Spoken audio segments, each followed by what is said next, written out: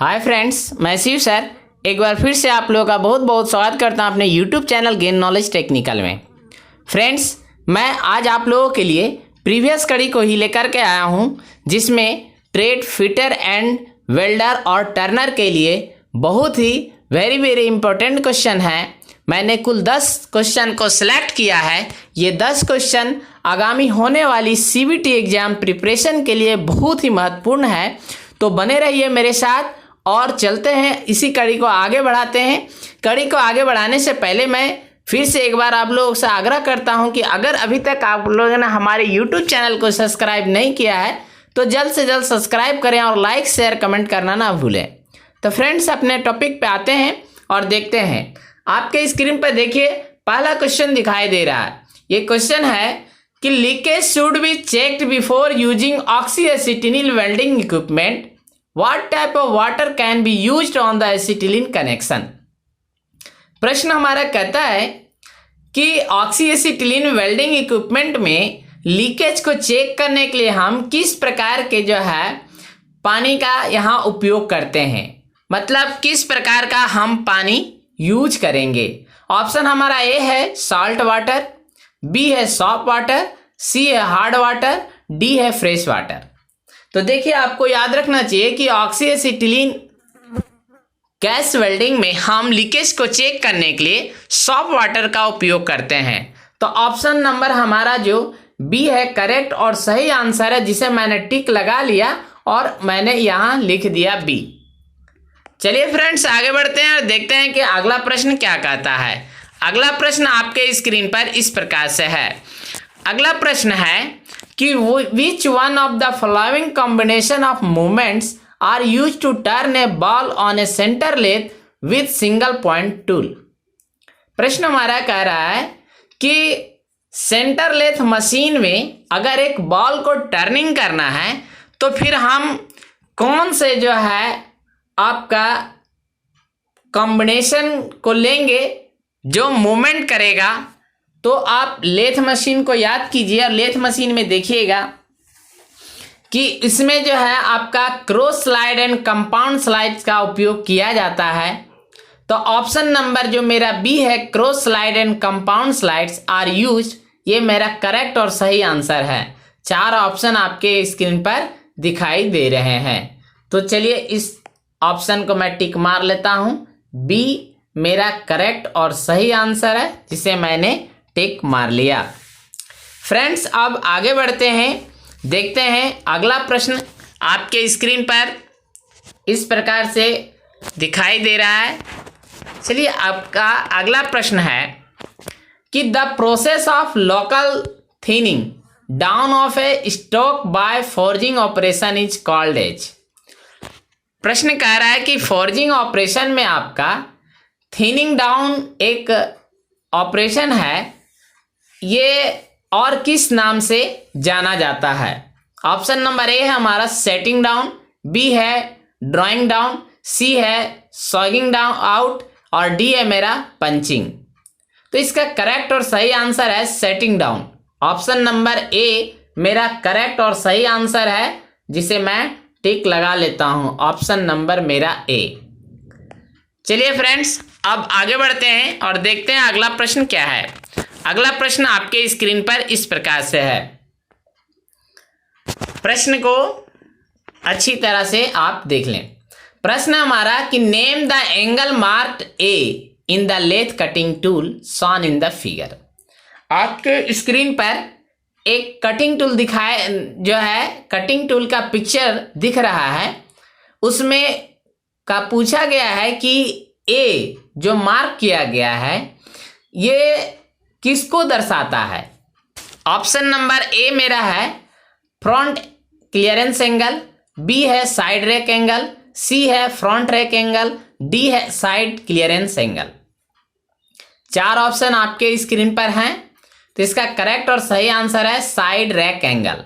Option number B मेरा correct और सही आंसर है साइड रैक एंगल, जिसे मैं टिक मार लेता हूं।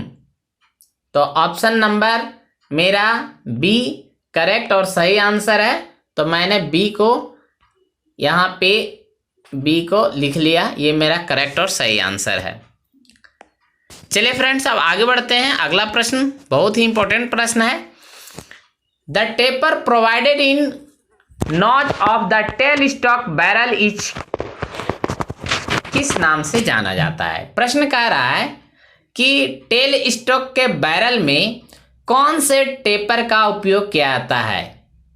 ए है मॉर्स टेपर, बी है जर्नो टेपर, सी है ब्राउन एंड शार्प, डी है मीट्रिक टेपर। तो आपको हमेशा याद रखना है कि आपका टेल स्टॉक के बैरल में मोर्स टेपर का उपयोग किया जाता है।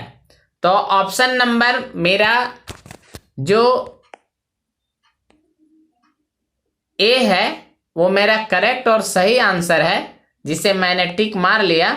ऑप्शन नंबर मेरा ए करेक्ट और सही आंसर है। चलिए फ्रेंड्स, अब आगे बढ़ते हैं, अगला प्रश्न देखते हैं। अगला प्रश्न आपके स्क्रीन पर इस प्रकार से है। अगला प्रश्न है कि which is the possible cause when a twist drill produce a rough hole on the job. Question हमारा कह रहा है कि वो कौन सा कारण है जिसके कारण मेरा जो होल बन रहा है ट्विस्ट ड्रिल के माध्यम से वो रफ बन रहा है। ऑप्शन नंबर ए मेरा है कि the clearance angle is too big, मतलब क्लियरेंस एंगल बड़ा है। The clearance angle is too small, clearance angle छोटा है। C option the cutting speed is too small, मतलब मेरा कटिंग स्पीड जो है वो धीमा है, कम है। और डी है मेरा feed rate is too high, मतलब अधिक गति से हम फीड को दे रहे हैं, मेरा जो फीड देने की गति है वो अधिक हाई है। तो ये चारों ऑप्शन में करेक्ट आंसर है मेरा D, feed rate is too high. जब आप अधिक गति से फीड दीजिएगा तो आपका जो हॉल बनेगा वो रफ हॉल बनेगा। इसीलिए ऑप्शन नंबर मेरा डी करेक्ट और सही आंसर है, जिसे मैं टिक लगा लेता हूं। चलिए फ्रेंड्स, आगे बढ़ते हैं और अगला प्रश्न आपके स्क्रीन पर इस प्रकार से है। अगला प्रश्न है कि which angle of countersink drill you will select for setting countersink type A IS 3406 से 1986। कह रहा है कि आप काउंटर सिंक ड्रिल के लिए आप कौन सा एंगल चूज करेंगे सिंक टाइप जो है IS 3406 से 1986 के लिए। ऑप्शन ए हमारा countersink drill 75 degree, B है countersink drill 80 degree, C है countersink drill 90 degree, D है काउंटर सिंक ड्रिल 120 डिग्री। तो फ्रेंड्स, इसमें आपका करेक्ट और सही आंसर है option number C, countersink drill 90 degree, जिसे मैं टिक लगा लेता हूं। ऑप्शन नंबर सी मेरा करेक्ट और सही आंसर है। चलिए फ्रेंड्स, अब आगे बढ़ते हैं, अगला प्रश्न देखते हैं। अगला प्रश्न बहुत ही इंपॉर्टेंट प्रश्न है, जो ये क्वेश्चन आ सकता है। प्रश्न है कि match the function against the types of gauges. आपके स्क्रीन पर ये गेज दिखाई दे रहा है। गेज पढ़ेंगे होंगे तो जानते हुए कि गेज हमारा चेकिंग टूल है, जो हम चेक करने के लिए उपयोग करते हैं। तो ये गेज के माध्यम से कह रहा है कि आप मैच कीजिए कि किसका किसके साथ मैच करता है।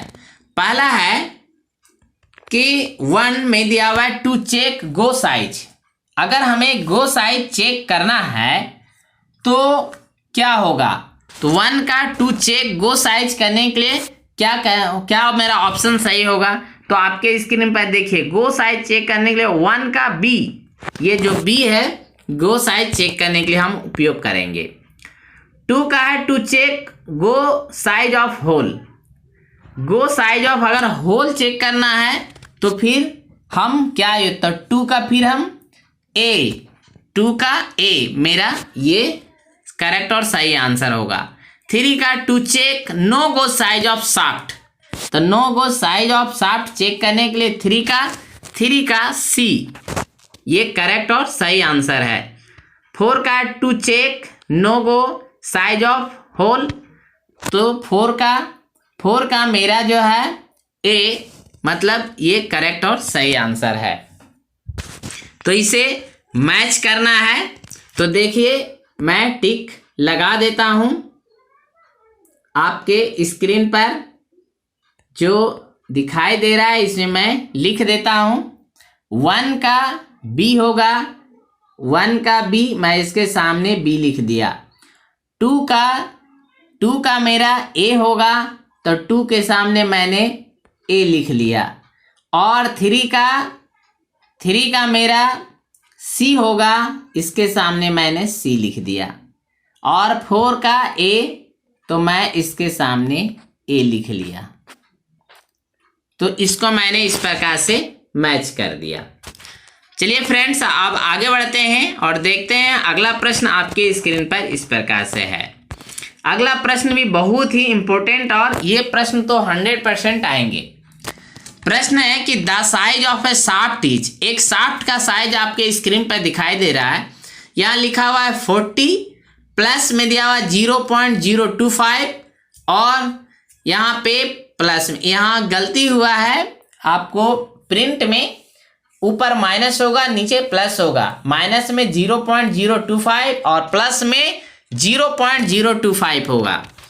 प्रश्न कह रहा है match the BI system of limits and fits terms against the shaft dimensional values.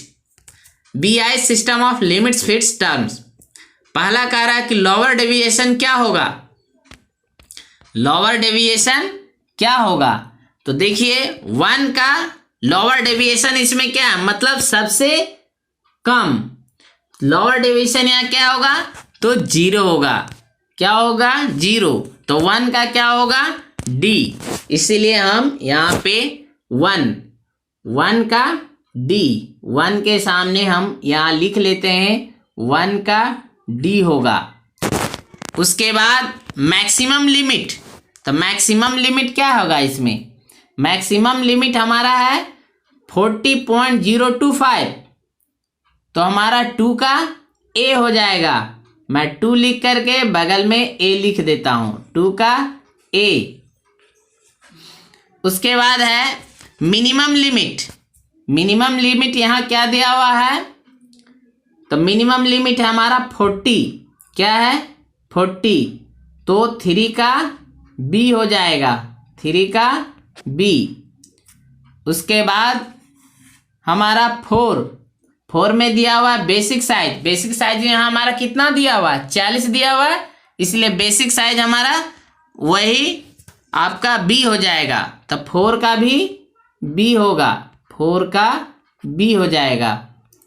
उसके बाद आप 5 दिया हुआ अपर डेविएशन, अपर डेविएशन, तो अपर डेविएशन का क्या होगा, अपर डेविएशन का सी होगा। अपर डेविएशन कितना दिया हुआ 0.025, इसीलिए 5 का मेरा सी होगा। तो 5 का मैंने यहाँ सी मैच कर दिया। ये हमारा करेक्ट और सही आंसर है। चलिए फ्रेंड्स, अब आगे बढ़ते हैं, अगला प्रश्न देखते हैं। अगला प्रश्न भी इसी प्रकार का है, बहुत ही इंपॉर्टेंट क्वेश्चन है। अगला प्रश्न है कि match the caliper names with calipers. आपके स्क्रीन पर 3 प्रकार के कैलिपर दिखाई दे रहे हैं। ये पिक्चर जो है, अब आप देख करके बताइए कि कौन कौन सा कैलिपर है। तो 1 में जेनी कैलिपर, पहचानिए जेनी कैलिपर कौन है, तो 1 का सी, 1 का सी हमारा जेनी कैलिपर है। तो इसका सही और करेक्ट आंसर भी लिखता जाता हूं, 1 का सी। उसके बाद इनसाइड कैलिपर, पिक्चर में देखिए इनसाइड कैलिपर कौन है, तो इनसाइड कैलिपर हमारा बी, इनसाइड कैलिपर कौन है, बी है।